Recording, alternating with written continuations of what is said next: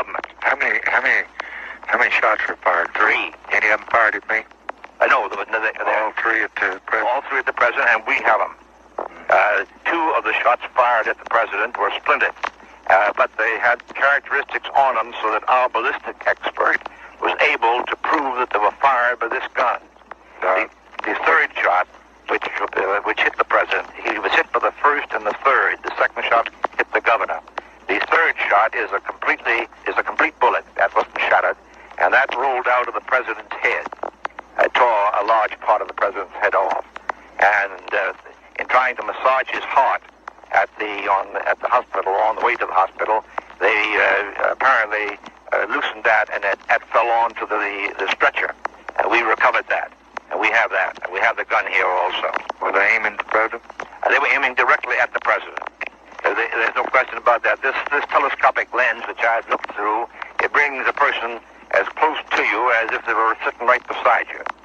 And we also have tested the fact that you could fire, those 3 shots were fired within 3 seconds. There's been some stories going around in the papers and so forth that there must have been more than one man, because no one man could fire those shots in the time that they were fired. We've just proved that by the actual test that we've made. How did it happen? They hit Connolly? Connolly turned to the president when the 1st shot was fired. And I think in that turning, it was where he got hit. If he hadn't turned, he probably wouldn't have got hit. I think that's very likely. When the president got hit the 2nd one? No, the president wasn't hit with the 2nd one. I say if Connolly hadn't been in his way. Oh yes. The president no doubt would have been hit. He'd been hit 3 times. He'd been hit 3 times. On the 5th floor of that building where we found the gun, and the wrapping paper in which the gun was wrapped had been wrapped, and upon which we find the full fingerprints of this man Oswald. On that floor, we found the 3 empty shells that had been fired, and 1 shell that had not been fired. In other words, there were 4 shells apparently, and he had fired 3, but didn't fire the 4th one.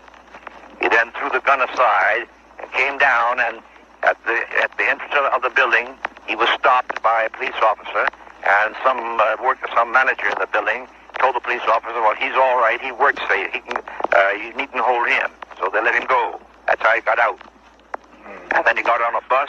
The bus driver has identified him and went out to his home and got hold of a jacket that he wanted for some purpose and came back downtown, walking downtown, and the police officer who was killed stopped him, not knowing who he was and not knowing whether he was the man, but they were just on suspicion, and he fired, of course, and killed the police officer. Then he walked about... You can prove that? Oh, yes, we can prove that. Then he walked about another 2 blocks and went to the theater, and the woman at the theater window selling the tickets, she was so suspicious the way he was acting, and she said he was carrying a gun. He had a revolver at that time, with which he had killed the police officer. He went into the theater, and then she notified the police, and the police and our man down there went in there and located this particular man.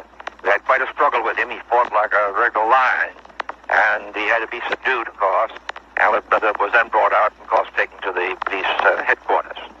But he apparently had come down the 5 flights of steps stairway from the 5th floor. So far as we found out, the elevator was not used, although he could have used it, but nobody remembers whether it was or whether